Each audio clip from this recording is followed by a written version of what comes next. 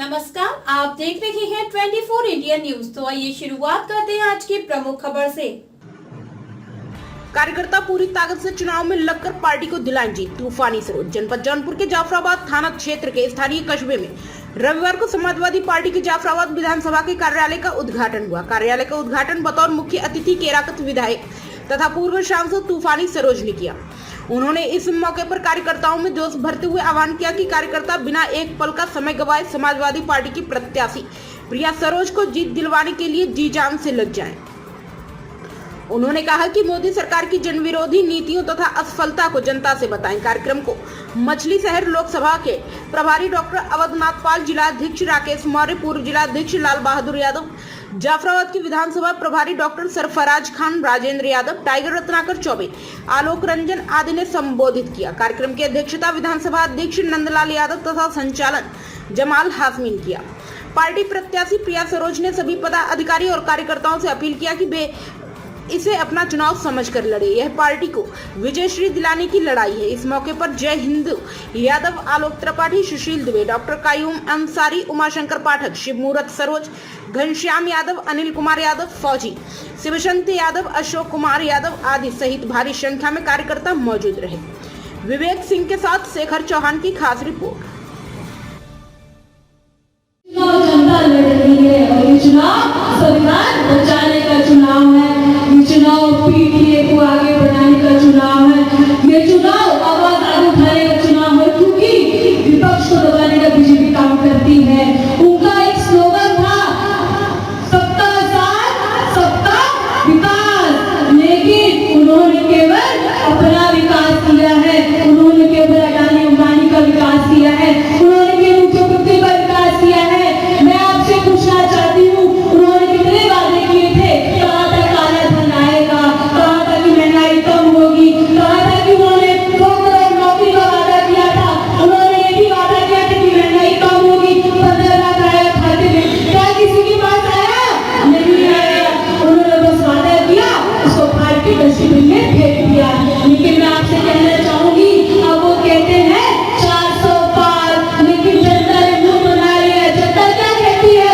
जनता कहती है 400 हार होगा, क्योंकि वह संविधान हटाने वाले हैं, हम संविधान बचाने वाले हैं। आप सभी को एकजुट होकर वोट करना है।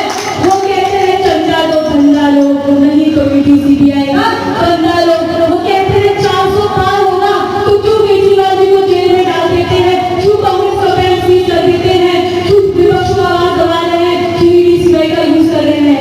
मैं भी उसी प्रश्न करना चाहती हूँ। आप कहते थे महिलाओं की हित की बात करेंगे, क्योंकि जब मणिपुर में महिला जल रही थी, तभी भी उन्होंने एक शब्द नहीं बोला।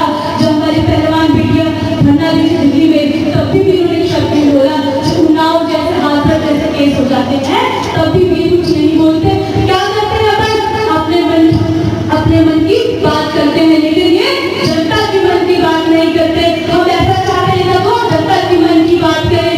ये कहा करते थे कि हम किसानों की हित की बात करते हैं, लेकिन हमारे 700 किसान की जान चली गई, तभी भी इन्होंने कुछ नहीं बोला। उल्टा उनको टुकड़ों टुकड़ों की गैंग कह दिया है। आप लोग को इंसान एकजुट होकर महंगाई हटाने के लिए वोट करना है, किसानों के लिए वोट करना है, शिक्षा के लिए वोट करना है, लद्दाख के लिए वोट करना है, पढ़ाई के लिए वोट करना है, स्कूल के लिए, हॉस्पिटल विकास के लिए वोट करना है, जात धर्म सब कुछ छोड़ के संविधान बचाने के लिए वोट करना है।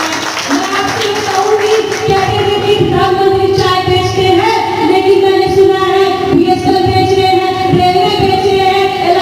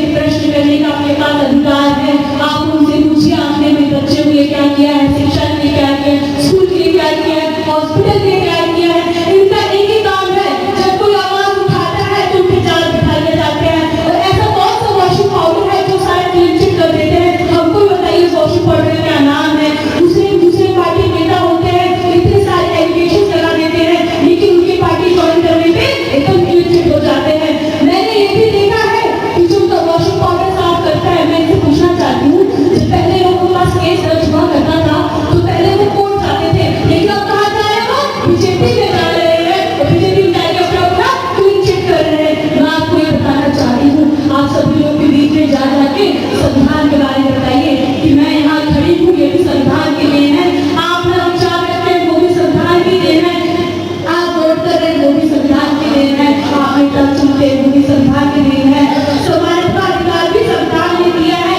संविधान नहीं रहेगा तो हम नहीं है, हमारे गलती नहीं है। हमने आने वाले बच्चों के लिए सोचिए, संविधान नहीं रहेगा तो कैसे पढ़ेंगे लिखेंगे, कुछ नहीं कर पाएंगे। बीजेपी सरकार से एक ही नियत है कि कैसे शासन कर सके, कैसे हिटलरबाजी कर सके और लोगों को दबा के पक्ष रख कर सके। मैं आपसे निवेदन करती हूँ, अपने एक वोट संविधान को लेकर अपनी बेटी को जिताइए। ये बेटी आपकी लड़ेगी और समय से लेकर सदन तक जाएगी। सदन में काम हुआ तो सुप्रीम कोर्ट में जाएगी और ये डरने वाली नहीं है। मेरे पास 4-5 मुकदमा दर्ज कर दिया गया है। मैं तो कहती हूँ मैं अपना केस खुद ही लड़ लूंगी, वकील हूँ, मैं किसी से डरने वाली नहीं हूँ। मैं भी ऐसा कर रहा हूँ। खबरों में अब तक के लिए बस इतना ही। आगे होगी फिर मुलाकात किसी खास खबर के साथ। तब तक के लिए नमस्कार और देखते रहिए 24 इंडिया न्यूज।